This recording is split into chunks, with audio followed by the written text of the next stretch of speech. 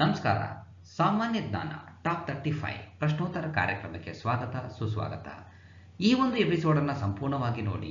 ಇಷ್ಟವಾದಲ್ಲಿ ಲೈಕ್ ಮಾಡಿ, ಶೇರ್ ಮಾಡಿ, ಕಮೆಂಟ್ ಮಾಡಿ. ಇಲ್ಲಿ ಕೊಟ್ಟಿರುವಂತಹ ಪ್ರತಿಯೊಂದು ಪ್ರಶ್ನೆಗೂ ಕೂಡ ಅದರದ್ದೇ ಆಗಿರುವಂತಹ ಹಲವಾರು ವಿವರಣಾತ್ಮಕ ಅಂಶಗಳನ್ನು ನೀಡಲಾಗಿದೆ. ಕಾರಣ ಇಷ್ಟೇ, ಮುಂಬರುವಂತಹ ಯಾವುದೇ ಸ್ಪರ್ಧಾತ್ಮಕ ಪರೀಕ್ಷೆಗಳಲ್ಲಿ ಈ ಪ್ರಶ್ನೆ ಕೇಳುವಂತಹ ಸಾಧ್ಯತೆ ಇರುತ್ತೆ. ಅದರಲ್ಲೂ ವಿಶೇಷವಾಗಿ FDA, SDA, KPSCಯ ಸಿ ಗ್ರೂಪ್ ಹುದ್ದೆಗಳ ನೇಮಕಾತಿ, ಪೊಲೀಸ್ ನೇಮಕಾತಿಗಳಲ್ಲಿ ಈ ಪ್ರಶ್ನೆಗಳು ಬಂದೇ ಬರುತ್ತೆ. ಎಲ್ಲ ಪ್ರಶ್ನೆಗಳಿಗೂ ಕೂಡ ಅತ್ಯಂತ ಸರಳ ವಿವರಣೆಗಳ ಜೊತೆಗೆ ಸರಿ ಉತ್ತರವನ್ನು ನೀಡಲಾಗಿದೆ. All the best. Thank you. ಜೈನರು ಒಟ್ಟು 24 ಜನ ತೀರ್ಥಂಕರರು ಇದ್ದರೆಂದು ನಂಬುತ್ತಾರೆ. ಅದರಲ್ಲಿ 23ನೇ ತೀರ್ಥಂಕರ ಯಾರು? ಪಾರ್ಶ್ವನಾಥ.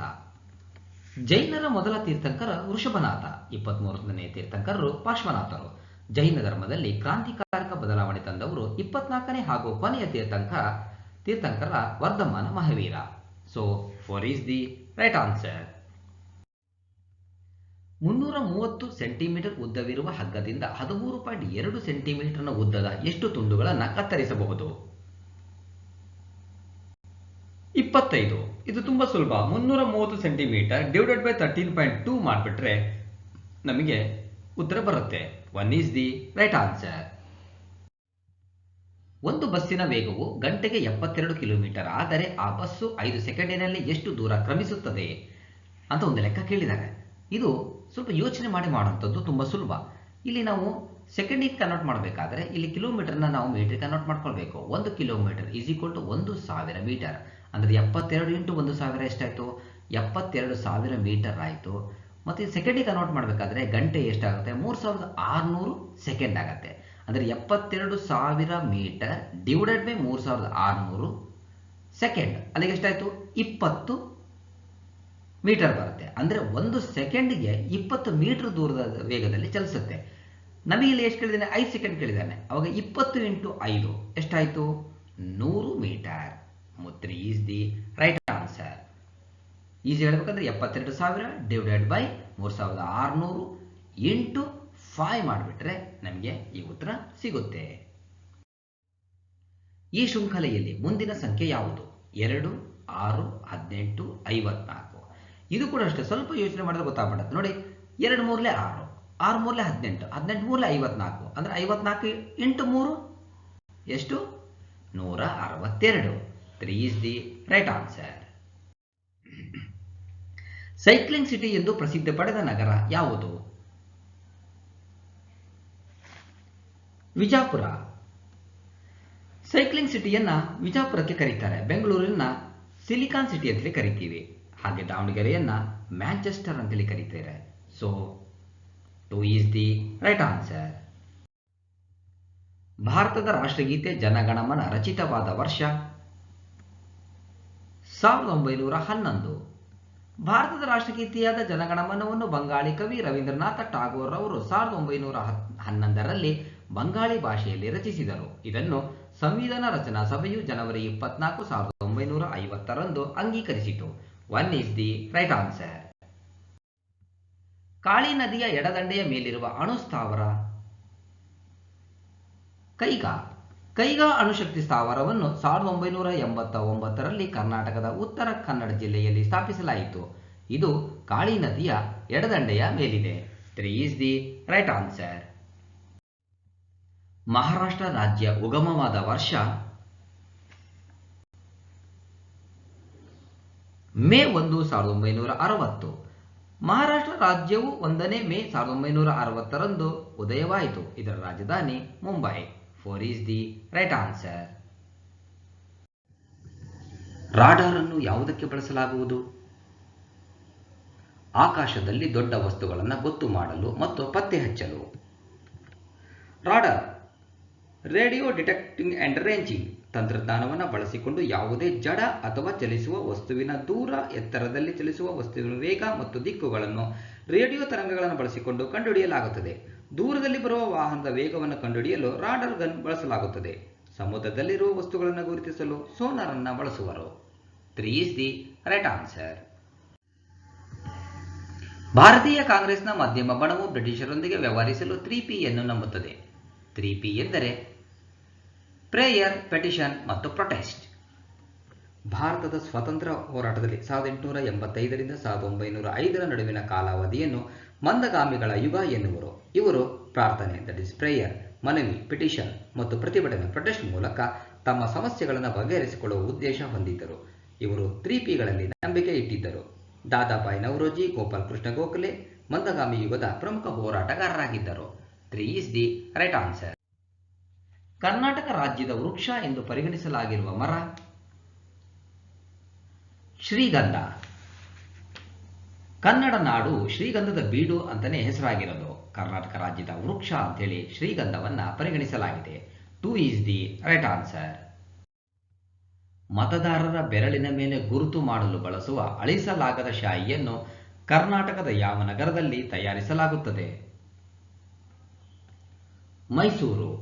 ಮತದಾರರ ಬೆರಳಿನ ಮೇಲೆ ಗುರುತು ಮಾಡಲು ಬಳಸುವ ಶಾಯಿಯು ವಿಶಿಷ್ಟವಾಗಿ ವರ್ಣದ್ರವ್ಯವನ್ನು ಹೊಂದಿರುತ್ತದೆ. ಇದು ಒಂದು ಬೆಳ್ಳಿಯ ನೈಟ್ರೇಟ್ ಹೊಂದಿದ್ದು ನೇರಳಾತೀತ ಬೆಳಕನ್ನು ಒಡ್ಡಿಕೊಂಡು ಚರ್ಮವನ್ನು ಕಲೆ ಮಾಡುತ್ತದೆ. 3 is the right answer. Lok Sabha speaker ಆಗಿ ಆಯ್ಕೆಯಾದ ಮೊದಲ ಕಮ್ಯುನಿಸ್ಟ್ ವ್ಯಕ್ತಿ ಯಾರು?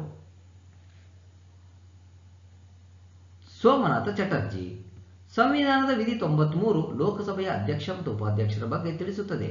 ಶ್ರೀ ವಿಠಲ್ ಭಾಯ್ ಪಟೇಲ್ ಭಾರತದ ಕೇಂದ್ರ ಶಾಸನ ಸಭೆಯ ಮೊದಲ ಲೋಕಸಭಾ ಸ್ಪೀಕರ್ ಆಗಿ ಆಯ್ಕೆಯಾಗಿದ್ದರು. ಲೋಕಸಭಾ ಸ್ಪೀಕರ್ ಆಗಿ ಆಯ್ಕೆಯಾದ ಮೊದಲ communist Somnath Chatterjee. So 4 is the right answer. ಕರ್ನಾಟಕದ ಒಟ್ಟು ವಿಧಾನಸಭಾ ಸ್ಥಾನಗಳ ಸಂಖ್ಯೆ 224. ಕರ್ನಾಟಕದಲ್ಲಿ ಒಟ್ಟು 224 ವಿಧಾನಸಭಾ ಸ್ಥಾನಗಳಿವೆ. 28 ಲೋಕಸಭಾ ಸ್ಥಾನಗಳು. 4 ಈಸ್ ದಿ ರೈಟ್ ಆನ್ಸರ್. ಒಂದು ದಿನದ ಕ್ರಿಕೆಟ್ ಪಂದ್ಯದಲ್ಲಿ ದ್ವಿಶತಕ ಗಳಿಸಿದ ಮೊದಲ ಕ್ರಿಕೆಟ್ ಆಟಗಾರ ಯಾರು? ಸಚಿನ್ ತೆಂಡೂಲ್ಕರ್. ಸಚಿನ್ ರಮೇಶ್ ತೆಂಡೂಲ್ಕರ್ 24 ಏಪ್ರಿಲ್ 1973ರಂದು ಮುಂಬೈನಲ್ಲಿ ಜನಿಸಿದರು. ಇವರಿಗೆ ಕ್ರಿಕೆಟ್ನ ದೇವರು, ಲಿಟ್ಲ್ ಮಾಸ್ಟರ್ ಬ್ಲಾಸ್ಟರ್ ಎಂಬ ಬಿರುದುಗಳಿವೆ. ಒಂದು ದಿನ ಕ್ರಿಕೆಟ್ ಪಂದ್ಯದಲ್ಲಿ ಮೊಟ್ಟ ಮೊದಲ ದ್ವಿಶತಕ ಗಳಿಸಿದ ವ್ಯಕ್ತಿ Sachin Tendulkar. 4 is the right answer. ವಿಶ್ವದ ಅತಿ ವೇಗದ ಸೂಪರ್ ಗಣಕ ಎನಿಸಿಕೊಂಡಿರುವ ಟೈಟಾನ್ ಅನ್ನು ನಿರ್ಮಿಸಿದ ಕಂಪನಿಯ ಹೆಸರು? ಕ್ರೆಮೆಕ್. 1 ಈಸ್ ದಿ ರೈಟ್ ಆನ್ಸರ್. ಹಣಕಾಸು ಆಯೋಗವನ್ನು ರಚಿಸಿದ ವರ್ಷ? 1951. ಹಣಕಾಸು ಆಯೋಗವನ್ನು ನವೆಂಬರ್ 22, 1951ರಂದು ರಚಿಸಲಾಯಿತು. ಇದರ ಕೇಂದ್ರ ಕಚೇರಿ ನವದೆಹಲಿಯಲ್ಲಿದೆ. 1 ಈಸ್ ದಿ ರೈಟ್ ಆನ್ಸರ್. ಕರ್ನಾಟಕದ ಮೊದಲ ಮಹಿಳಾ ರಾಜ್ಯಪಾಲರು? ಶ್ರೀಮತಿ ವಿ.ಎಸ್. ರಮಾದೇವಿ. ಶ್ರೀಮತಿ ವಿ.ಎಸ್. ರಮಾದೇವಿಯವರು ಕರ್ನಾಟಕದ ಮೊಟ್ಟ ಮೊದಲ ಮಹಿಳಾ ರಾಜ್ಯಪಾಲರು. ಇವರು ಕೇಂದ್ರ ಚುನಾವಣಾ ಆಯೋಗದ ಮುಖ್ಯ ಚುನಾವಣಾ ಆಯುಕ್ತರಾಗಿ 26 ನವೆಂಬರ್ 1990ರಿಂದ 11 ಡಿಸೆಂಬರ್ 1990ರವರೆಗೆ ಕಾರ್ಯನಿರ್ವಹಿಸಿದ್ದರು. 3 ಈಸ್ ದಿ ರೈಟ್ ಆನ್ಸರ್. ಈ ಕೆಳಗಿನವರಲ್ಲಿ ಯಾರು ಖ್ಯಾತ ಯಕ್ಷಗಾನ ಕಲಾವಿದರು? ಕೆರೆಮನೆ ಶಂಭು ಹೆಗಡೆ. ಕೆರೆಮನೆ ಶಂಭು ಹೆಗಡೆ ಖ್ಯಾತ ಯಕ್ಷಗಾನ ಕಲಾವಿದರು. 2 ಈಸ್ ದಿ ರೈಟ್ ಆನ್ಸರ್. ಕರ್ನಾಟಕದ ಜನಪ್ರಿಯ ಜಾನಪದ ನೃತ್ಯ ಶೈಲಿಯ ಡೊಳ್ಳು ಕುಣಿತವನ್ನು ಯಾವ ದೇವರ ಅಥವಾ ದೇವತೆಯ ಸುತ್ತ ರಚಿಸಲಾಗಿದೆ? ಬೀರೇಶ್ವರ. ಡೊಳ್ಳು ಕುಣಿತ ಆಟವು ಕರ್ನಾಟಕದ ಜಾನಪದ ನೃತ್ಯವಾಗಿದೆ. ಇದನ್ನು ಬೀರೇಶ್ವರ ದೇವರ ಸುತ್ತ ಹೆಣೆಯುತ್ತಾರೆ. 2 ಈಸ್ ದಿ ರೈಟ್ ಆನ್ಸರ್. ಈ ಕೆಳಗೆ ಕಾಣಿಸಿದ ಕ್ರಿಯೆಗಳಲ್ಲಿ ಯಾವುದರಲ್ಲಿ ಉಷ್ಣ ಬಿಡುಗಡೆಯಾಗುವುದು?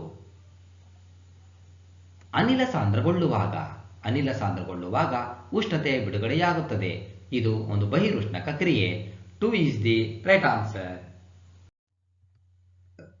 ದಂತ ಮತ್ತು ಅಸ್ಥಿಗೆ ಅಂದ್ರೆ ಮೂಳೆ, ಹಲ್ಲು ಮತ್ತು ಮೂಳೆಗೆ ಅವಶ್ಯಕವಾದ ಖನಿಜಗಳು ಕ್ಯಾಲ್ಸಿಯಂ ಮತ್ತು ಫಾಸ್ಫರಸ್. Ca ಕ್ಯಾಲ್ಸಿಯಂನ ಸಂಕೇತವಾಗಿದ್ದರೆ ಫಾಸ್ಫರಸ್ P ಇದರ ಸಂಕೇತ. ಸೊ ದಂತ ಮತ್ತು ಅಸ್ಥಿಗೆ ಇವು ಪ್ರಮುಖವಾಗಿರುವಂತಹ ಖನಿಜಗಳಾಗಿವೆ. 3 ಈಸ್ ದಿ ರೈಟ್ ಆನ್ಸರ್. ಇವರಲ್ಲಿ ಯಾರ ಹೆಸರಿನೊಂದಿಗೆ ಪೌನರ್ ಆಶ್ರಮ ಸೇರಿಕೊಂಡಿದೆ? ವಿನೋಬಾ ಭಾವೆ. ವಿನೋಬಾ ಭಾವೆ ಹೆಸರಿನೊಂದಿಗೆ ಪೌನಾರ್ ಆಶ್ರಮ ಸೇರಿಕೊಂಡಿದೆ. 3 is the right answer. Eden garden ಕ್ರೀಡಾಂಗಣ ಎಲ್ಲಿದೆ? ಕೋಲ್ಕತ್ತಾ. ಈಡನ್ ಗಾರ್ಡನ್ ಕ್ರೀಡಾಂಗಣ ಕೋಲ್ಕತ್ತಾದಲ್ಲಿದೆ. 1 is the right answer. ಇವುಗಳಲ್ಲಿ ಯಾವುದು ಪ್ರಾಥಮಿಕ ವರ್ಣಗಳು? ಕೆಂಪು, ಹಸಿರು, ನೀಲಿ. ಕೆಂಪು, ಹಸಿರು ಮತ್ತು ನೀಲಿ ಬಣ್ಣಗಳು ಪ್ರಾಥಮಿಕ ಬಣ್ಣಗಳಾಗಿವೆ. ಸಯಾನ್, ಮೆಜೆಂಟಾ, ಹಳದಿ, ಕಪ್ಪು ಬಣ್ಣಗಳು ದ್ವಿತೀಯಕ ಬಣ್ಣಗಳು. 1 is the right answer. ದ್ರಾಕ್ಷಿ ಕೃಷಿಗೆ ಡ್ಯಾಶ್ ಎನ್ನುವರು? ವಿಟಿಕಲ್ಚರ್. ದ್ರಾಕ್ಷಿ ಕೃಷಿಯನ್ನ ವಿಟಿಕಲ್ಚರ್ ಎನ್ನುವರು.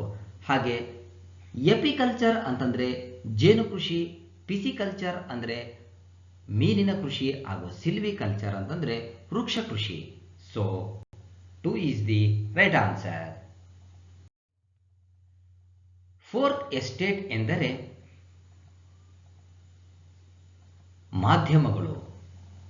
ಸೊ ಶಾಸಕಾಂಗ, ಕಾರ್ಯಾಂಗ, ನ್ಯಾಯಾಂಗ ಇವು ಮೊದಲ ಮೂರಾಗಿದ್ರೆ ಫೋರ್ತ್ ಎಸ್ಟೇಟ್ ಅಂತ ಹೇಳಿ ಮಾಧ್ಯಮಗಳಿಗೆ ಕರೆಯುತ್ತಾರೆ. 1 is the right answer. ಇವುಗಳಲ್ಲಿ ಯಾವುದು ನಾಗಾಲ್ಯಾಂಡ್ ಭಾಷೆ? ಆಂಗ್ಲ ಭಾಷೆ. ನಾಗಾಲ್ಯಾಂಡ್ ಭಾರತದ 11ನೇ ರಾಜ್ಯವಾಗಿ 1963ರಂದು ಅಸ್ತಿತ್ವಕ್ಕೆ ಬಂದಿತು. ಇದರ ರಾಜಧಾನಿ ಕೋಹಿಮಾ. ಇಂಗ್ಲಿಷ್ ಭಾಷೆ ಇಲ್ಲಿನ ಅಧಿಕೃತ ಭಾಷೆಯಾಗಿದೆ. 1 is the right answer. ಇವುಗಳಲ್ಲಿ ಯಾವುದು ಕಪ್ಪು ಪೆಟ್ಟಿಗೆಗೆ ಸಂಬಂಧಿಸಿದೆ? ವಿಮಾನ. ಕಪ್ಪು ಪೆಟ್ಟಿಗೆ ಸಂಬಂಧಿಸಿದ್ದು ವಿಮಾನ. ಅಂದರೆ ವಿಮಾನದಲ್ಲಿ ಈ ಕಪ್ಪು ಪೆಟ್ಟಿಗೆ ಇರುತ್ತೆ. 2 is the right answer. Tenzing ನೂರ್ಗೆ ಮತ್ತು ಎಡ್ಮಂಡ್ ಹಿಲರಿ ಇವರು ಮೌಂಟ್ ಎವರೆಸ್ಟ್ ಶಿಖರವನ್ನು ಏರಿದ ವರ್ಷ? 1953. ನ್ಯೂಜಿಲೆಂಡ್ ದೇಶದ ಎಡ್ಮಂಡ್ ಹಿಲರಿ ಮತ್ತು ನೇಪಾಳದ ತೇನ್ಸಿಂಗ್ 1953 ಮೇ 29ರಂದು ಮೊದಲ ಬಾರಿ Mount Everest ಏರಿದರು. 3 is the right answer. ಹಾಗೆಯೇ ಬಚೇಂದ್ರಿ ಪಾಲ್ ಮೌಂಟ್ ಎವರೆಸ್ಟ್ ಅನ್ನು ಏರಿದ ಪ್ರಥಮ ಮಹಿಳೆ. ಇವರು 1984ರಲ್ಲಿ ಏರಿತು.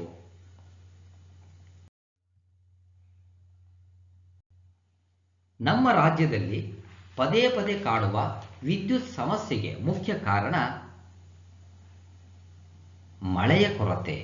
ಸೊ ಈ ಮಳೆಯ ಕೊರತೆಯಿಂದನೇ ವಿದ್ಯುತ್ ಸಮಸ್ಯೆ ಪ್ರಮುಖವಾಗಿ ಕಾರಣವಾಗಿದೆ. 4 is the right answer. ರಾಷ್ಟ್ರದಲ್ಲಿ ಹಣದುಬ್ಬರಕ್ಕೆ ಕಾರಣಗಳು?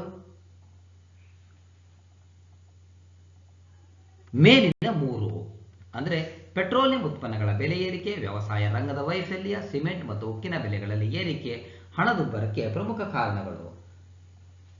4 is the right answer. ಹೂಜಿ ಎಂದು ಕರೆಯಲ್ಪಡುವ ಸಂಘಟನೆ ಏತಕ್ಕೆ ಸಂಬಂಧಿಸಿದೆ? ಭಯೋತ್ಪಾದನೆಗೆ. ಹೂಜಿ ಇದೊಂದು ಭಯೋತ್ಪಾದನಾ ಸಂಘಟನೆ. ಹರ್ಕತುಲ್ ಜಿಹಾದ್ ಅಲ್ ಇಸ್ಲಾಮಿ ಇದರ ವಿಸ್ತೃತ ರೂಪ. 1980ರಿಂದ ಪ್ರಾರಂಭವಾಗಿದೆ. ಇದು ಬಾಂಗ್ಲಾದೇಶ ಮತ್ತು ಪಾಕಿಸ್ತಾನಗಳಲ್ಲಿ ಕಂಡುಬರುತ್ತದೆ. 3 is the right answer. ತನು ಕರಗದವರಲ್ಲಿ ಪುಷ್ಪವನ್ನು ಒಲ್ಲೆಯಯ್ಯ ನೀನು ಎನ್ನುವ ವಚನವನ್ನು ಬರೆದವರು ಅಕ್ಕ ಮಹಾದೇವಿ. ತನು ಕರಗದವರಲ್ಲಿ ಪುಷ್ಪವನ್ನು ಒಲ್ಲೆಯಯ್ಯ ನೀನು ಎನ್ನುವ ವಚನವನ್ನು ಬರೆದಿದ್ದು ಅಕ್ಕ Mahadevi. 2 is the right answer. ಇವರ ಅಂಕಿತರಾಮ ಚನ್ನಮಲ್ಲಿಕಾರ್ಜುನ.